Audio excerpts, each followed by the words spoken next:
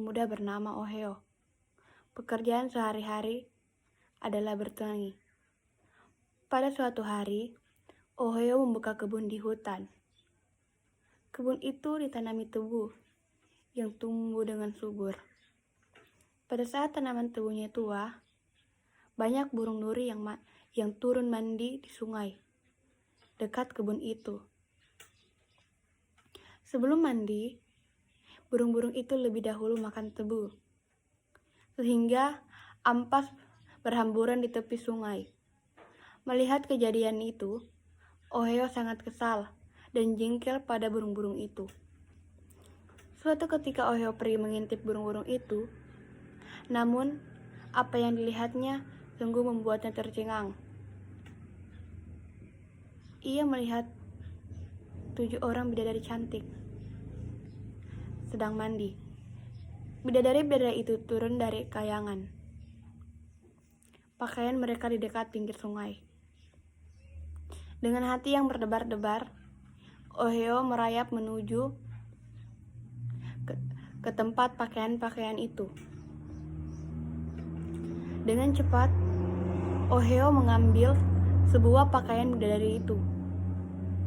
Kemudian ia segera pulang. Disimpannya pakaian itu dalam ujung kasa bambu dekat jendela. Sesudah itu, Ohio kembali mengintip perilaku para bidadari yang sedang mandi. Usai mandi, para bidadari bergegas mengenakan pakaian mereka masing-masing. Yang sudah selesai berpakaian langsung terbang tanpa menunggu yang lainnya. Satu demi satu, mereka terbang. Tinggallah seorang bidadari yang mondar-mandir mencari pakaiannya. Tentu saja tidak ditemukan. Tidak beberapa lama kemudian, Ohio si biang keledai yang menyebabkan sang bidadari terus berendam dalam air. Sambil tetap berendam dalam air karena malu. Anawai, nama bidadari itu, bertanya kepada Ohio, "Apakah engkau melihat pakaian di sini?" Ohio menjawabnya, "Tidak." Anawai semakin sedih. "Tolonglah aku, Ohio, kasihanilah aku. Kakak-kakakku sudah terbang semua." Lama-kelamaan, Ohio merasa iba kepadanya. "Aku akan memberikan pakaianmu, asal kau mau kawin denganku." Anawainggulori menerima permintaan itu.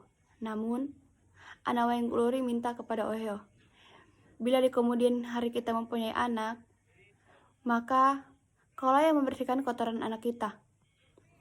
Ohio pun menerima permintaannya. Maka kawinlah mereka. Sejak saat itu, hidup mereka aman dan bahagia. Pada suatu ketika lahir anak mereka, seperti dalam perjanjian semula bahwa setiap anaknya buang air besar, maka Ohio lah yang membersihkan. Begitulah seterusnya. Sekali waktu, Ohio sedang mengayam atap di halaman rumah. Sementara itu, anak mereka buang air besar lagi. Maka Anawainggulori memanggil suaminya. Namun, kali ini dia menolak panggilan istrinya. Berkali-kali istrinya memanggil, tetapi tetap ditolaknya. Bahkan, Ohio berkeras dan menyuruh istrinya untuk membersihkan kotoran itu. Anawainggulori sempat berkata, "Apakah engkau telah melupakan janjimu dahulu sebelum kita kawin?" Ohio menjawabnya dengan nada keras, "Tak usah mengingat lagi yang lama." Anawainggulori bertambah sedih. Sambil berderai air matanya, ia membersihkan kotoran anaknya itu. Kemudian Anawainggulori berdiri ke depan jendela sambil menyaksikan pemandangan alam. Pandangan matanya dilemparkan ke sana kemari, melihat angkasa. Tiba-tiba terlihat olehnya pakaian di ujung kasa bumbu itu. Dengan tangan yang gemetar, perlahan-lahan ia menarik pakaian itu. Kiranya pakaian itu masih utuh. Alangkah senang hatinya ia duduk kembali menggendong anaknya sambil menciumnya. Dicium anaknya. Sesudah itu diletakkannya kembali di lantai seraya memanggil suaminya. "Oheo, jagalah anakmu ini.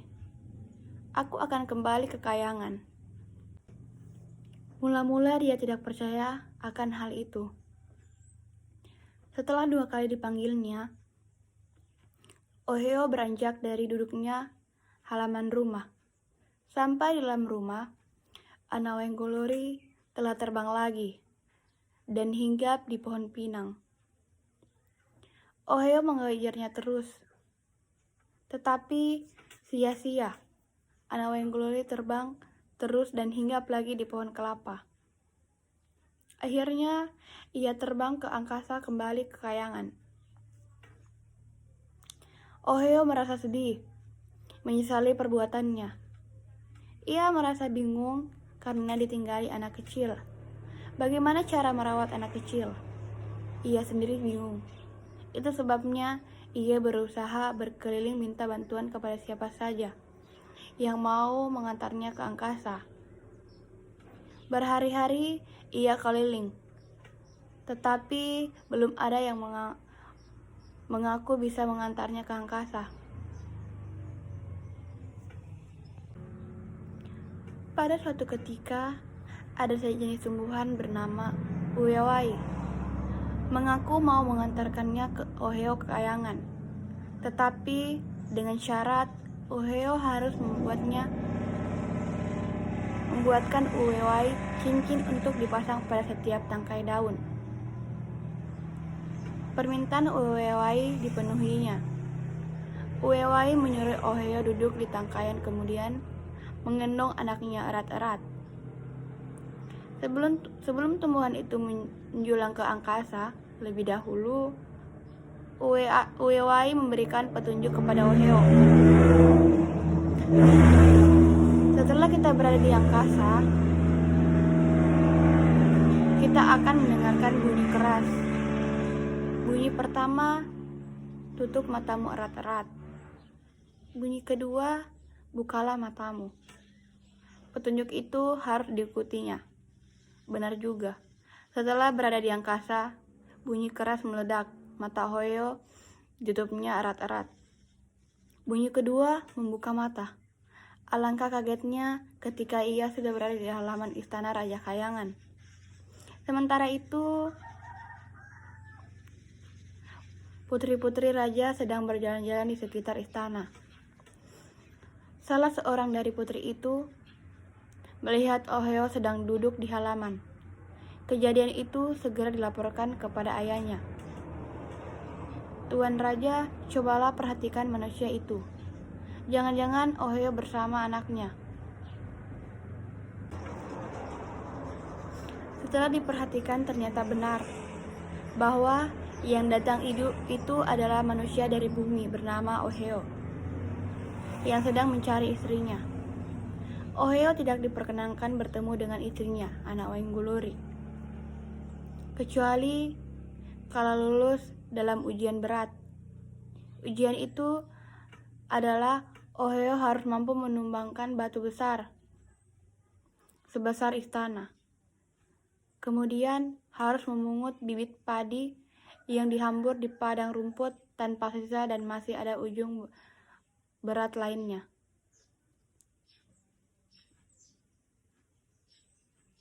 Ujian pertama lulus dengan dibantu oleh tikus.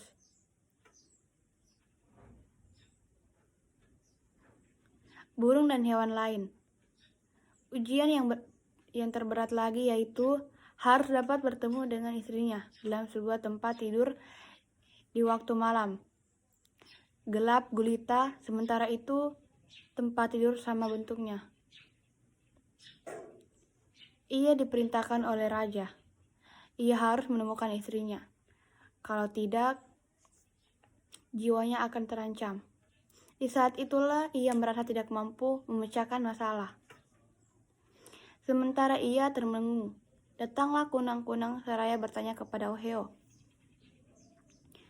"Apakah gerangan yang membuat engkau bingung?" "Aku mempunyai masalah besar. Sulit rasanya mencari istriku di dalam gelap gulita ini. Sementara bentuk tempat tidur sama.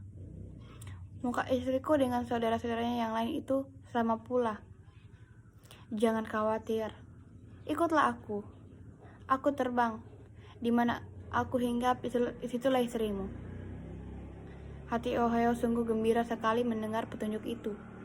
Ia memperhatikan kunang-kunang terbang. Tiba-tiba, kunang-kunang itu hinggap pada sebuah tempat tidur. Dengan hati gemetar, Ohio masuk ke tempat tidur itu. Ternyata, memang, benar disitulah istrinya. Anaknya pun merasa bahagia dapat tidur bersama ibunya lagi. Keesokan harinya, sang raja memerintahkan mereka untuk segera turun ke bumi. Anawengkuluri merasa sedih hati ketika mendengar perintah ayahnya itu. Sebaliknya, Ohio merasa gembira sekali. Mereka segera mempersiapkan peralatan secukupnya untuk segera turun ke bumi. Setelah persiapan segala sesuatunya, turunlah mereka ke bumi dengan tali. Dalam sekejap saja, mereka telah sampai di bumi dengan selamat. Sampai di bumi, Ohio bersama keluarganya mulai membentuk kembali keluarga baru. Ohio mulai membuka kebun baru. Kebun itu ditanami dengan padi dan tanaman lainnya. Dengan hasil kebun itu, Ohio bersama keluarganya hidup sejahtera dan bahagia.